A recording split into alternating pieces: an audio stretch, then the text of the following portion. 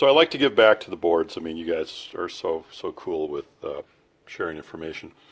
What I'm doing here is a rear door actuator, and you know, we've all probably have seen this. You replace this motor with what is in, this is the rear passenger side, and that little motor, which is what fails, is right inside of here.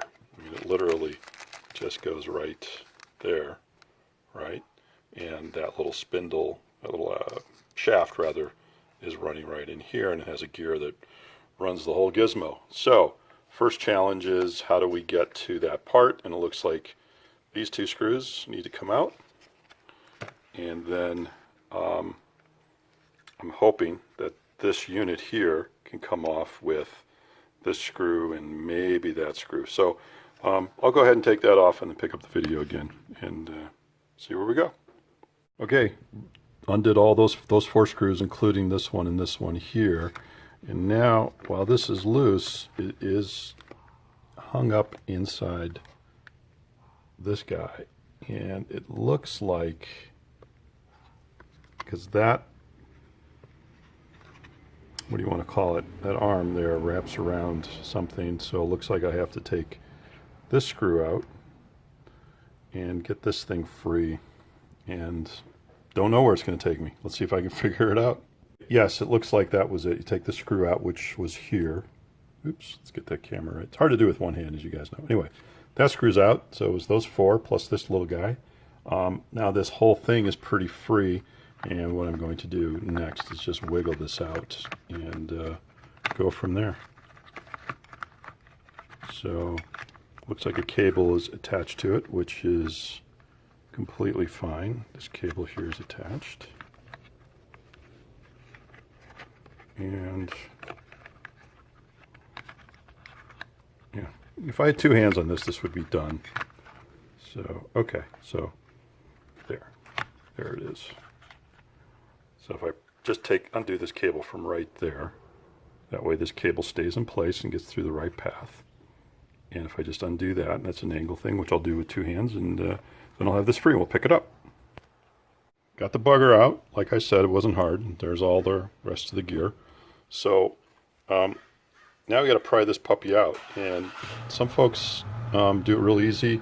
And again, I got one hand, so I'm going to show you what I did to get this out, and you can see it's just been a little mangled right here.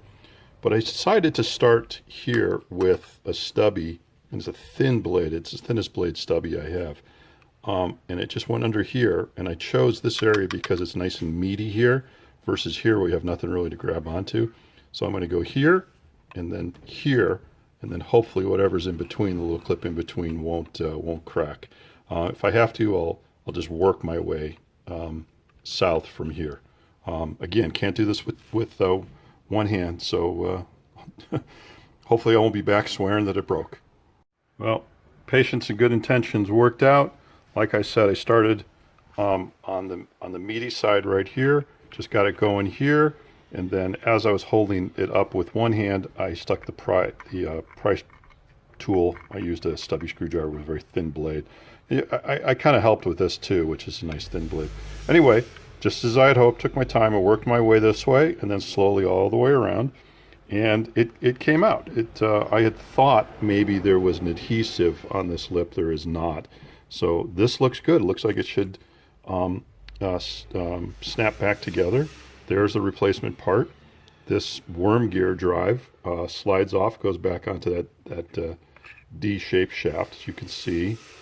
As soon as it decides to focus, that it has a flat side, or it's typically called a D-shaped shaft.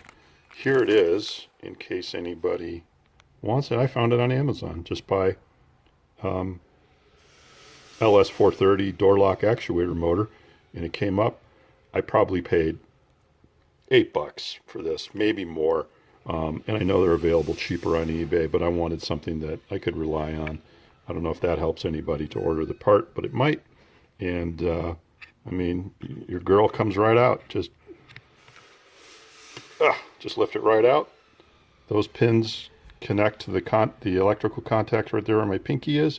And if you look carefully, you can see there's some darkening here, which I suspect is just the brushes wore out on the motor. And so this would be the same orientation. So I'm assuming that dark part is the failure of the motor. I'm no expert. You guys will correct me if I'm wrong. And pop this in, put the cover back on. You know, hope the gods are with me and I get this back together right, and then back into the car. Talk to you later. Okay, that really is the easiest part of the whole job. You know, this is the old motor. Let's get the orientation right. I guess it was like this. So very, very simple. You just pull that motor out. I think you saw me pull that out. This shaft just slides off, and it slides back on only in one way. Just look for the D-shaped shaft in the orientation on the worm gear. And what I did for others is I just redistributed what little grease was still left here. It seems to be ample, and I put it on. I put some around this shaft where it touches the plastic. It's not even a bushing in there. It just rests on that plastic. And then I distributed it a little bit evenly across the worm gear to give it some lubrication. I'm just going to drop the cover back on and reassemble. Welcome back, and welcome back. I was very happy. I got the whole thing back together, door panel back on and everything without throwing any tools. No tools got injured in the process, and minimal swearing, so that was great. And as I tested it, there was a pretty aggressive rattle. And I thought maybe it would go away. It only got worse, and what I concluded it is this case separates quite easily. So what happens, I can even do it with one hand. What happens is it vibrates, and it's a chatter is what happens. So, and I remember doing this, oh gosh, 5-7 years ago to the driver's door, and this is a passenger door in the rear. And so what I remember doing was I just epoxied it all up. So for those of you that are aware, they got these single-use crazy glues.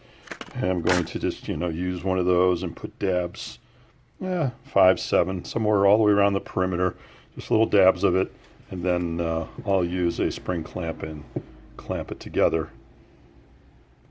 So as you can see, this takes hardly any effort at all to separate the case. If it focused where I wanted it to, you would see that just with my fingernails. I'm able to do that to get the separation. And that is causing a chatter. So, that'll be next. Wish I could have showed you exactly where I glued, but I put about 7 little dabs in the channel on the bottom piece. So inside the channel, because I thought that would have more surfaces to grab. I just spot welded it, if you will. And then threw a couple clamps on it, and I'm going to go prep dinner and let this sit for 15 minutes or so, and then hopefully it'll have cured enough to put it back together and get rid of that chatter. Okay, took off the clamps. Oops, got some grease in there. And much firmer. I stuck a screwdriver in there, and I couldn't budge it at all, so it will be a nightmare if it has to be opened up again. But cross that bridge when we come to it. But absolutely. So the crazy glue, one guy, I just threw away the tube after I was done with it. It's brilliant, just these little guys. I'd say about 7 all the way around, and I went like there, one here, one around that corner. So that's 5. Somewhere in here is 6, and then just a tiny drop in there, 7. Because if it has to be taken apart again, I didn't want that too well welded, if you will, because it would be impossible to get a tool in there to open it up. So let's see if it solves the problem.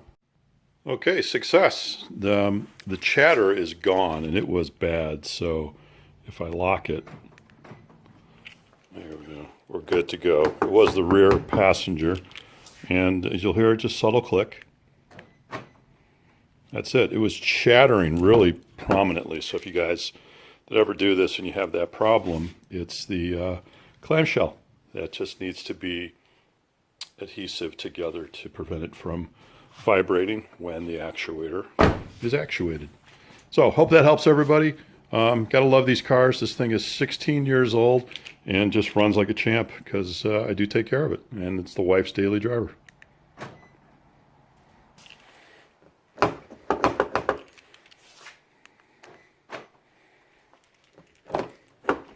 Works like a champ.